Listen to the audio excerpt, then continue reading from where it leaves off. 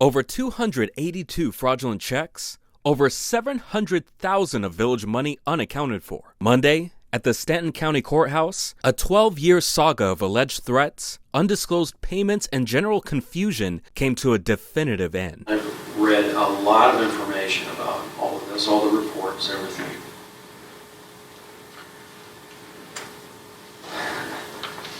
I don't get it.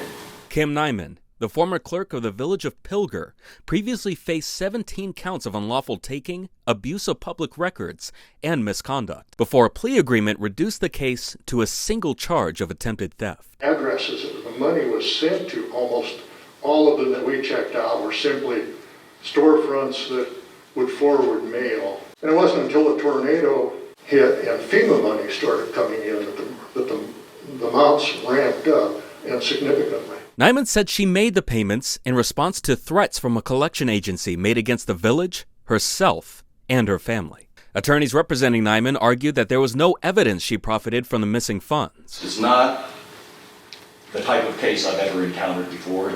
I would be surprised if any of us have ever encountered a case like this before. Information before the court for purposes of sentencing recognizes that she's not a violent person. She has no history of aggressive behavior.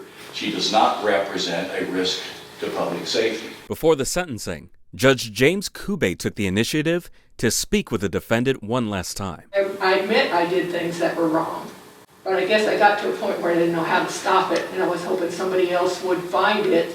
Did you bring it to their attention, anybody, and say, this is a problem, I don't know what to do. Can you help me with this?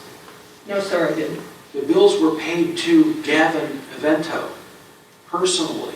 Why did you do that?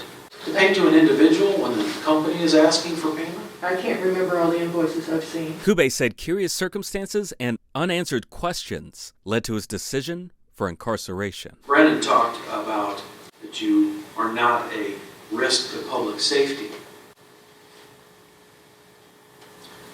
I would disagree with that. You may not be a violent person. You may not have any prior criminal history. But you did some damage to the public here.